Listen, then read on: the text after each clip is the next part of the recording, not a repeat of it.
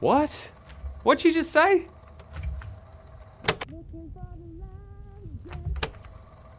Nah, still can't get it. That's annoying. I've lost the story. No idea what she said. Let's see what else is on.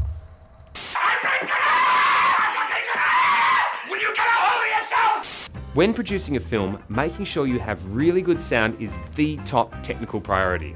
You can get away with a shaky shot or even bad lighting, but if an audience cannot hear what the actors are saying, it's difficult to understand the story, like missing a punchline to a joke. Why did the bike not cross the road? Well, it's because... Frustrating, isn't it? No matter how bad the joke might be. So, there are two stages in the filmmaking process to controlling sound. When you record it at the filming stage, and in post-production, when you edit, including volume adjustment, re-recording dialogue, and adding sound effects. Recording. When you are filming, it is vital to record sound as clean as possible.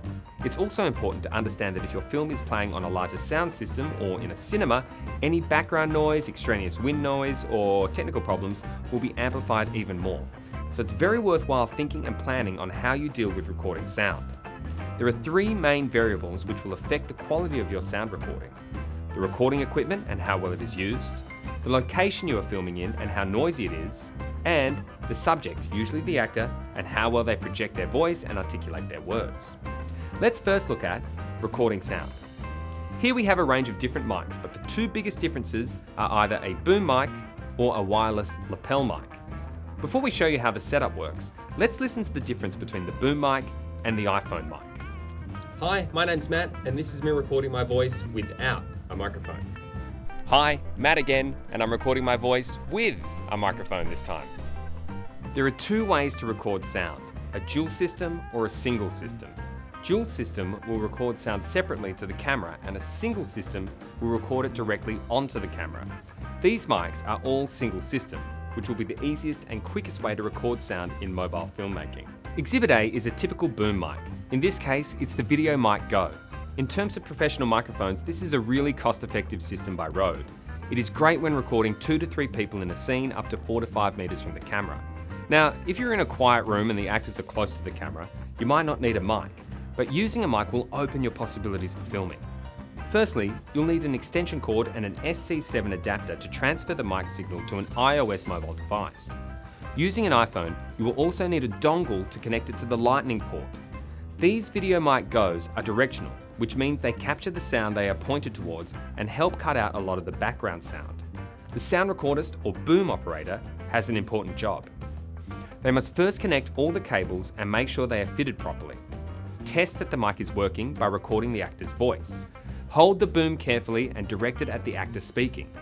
If you move your hands on the boom too much, the mic will pick up these sounds like this. Be sure to get as close to the actor's voice as possible without the mic going into frame. After you have finished filming the scene, take the mic out and play back to make sure it was recorded cleanly. And lastly, just in case you forgot, check the sound to make sure you recorded it cleanly. Exhibit B is a wireless setup by Rode. This is a Wireless Go 11. The wireless means the actors can wear the transmitters and the sound is recorded onto the device via the receiver. The advantage of this type of recording is actors have a lot more freedom to move within the frame and away from the camera, up to 70 meters. You can even hear me whisper from way over here. So these two setups are great solutions, but they will cost. It could be a good idea to split the cost between your crew members, or if your school has a media department, why not suggest it as a great investment for the school?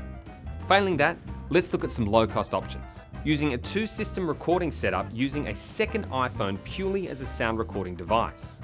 By using this Rode lapel mic, you can record directly onto the Voice Memo app and later transfer to your editing application. You'll need to make sure you clap before action so you can sync up the sound with the vision when you edit them together. The second variable to achieving a clean sound recording is the location. The place you choose to film will have a big effect. If it's noisy, like near a main road or on a beach, you need to plan for it. It's why Hollywood productions will film on sound stages, which are completely soundproof or use green screen and build entire streets. It's easier for them to control all aspects of filming and sound recording. If you need to film outside, pick quieter places. A street scene, for instance, use a quiet street. And here's a big tip, know the city's flight paths. Planes can cause havoc with sound recording. Also, you'll need to take Atmos recordings for each location you film at. An Atmos track is when you take 30 seconds to 1 minute of audio recording from the location you filmed in without anyone on set making sound. Try to record it without any jolting sounds like a dog barking or trucks passing by. The Atmos track will smooth out your sound in the edit. Let me explain. When you edit a scene together, invariably you'll use different shots from different takes, and usually the composition of the background sound will vary from take to take. The effect is something like this. We could do half of this on my phone. In portrait? We could. Hannah, this isn't a live stream, okay? This is a film. It actually needs to look good. Look, it shoots in 4K and there's apps that stabilize. You're a legit dinosaur. I'm a unicorn, okay? The Atmos track will smooth this jarring effect. Now watch this scene from Hannah and Charlie with an Atmos track. We could do half of this on my phone. In portrait? We could. Hannah, this isn't a live stream, okay? This is a film. It actually needs to look good. Look, it shoots in 4K and there's apps that stabilize. You're a legit dinosaur. I'm a unicorn, okay? The last variable of sound is the actor's voice. The sound recordist and director need to make sure your actor's performance include a well-articulated and appropriately projected performance. Be aware if they are mumbling or not articulating their words properly. Sometimes they may turn their heads away from the microphone and miss an important word. Ideally, filmmaking is a collaborative exercise, and you will need someone to be responsible for sound, and this person needs to communicate with the director to make sure all these elements are taken care of. Because if we can't hear the actors, no audience will be interested in your story or get the punchline. Why did the bike not cross the road? Because it was too tired.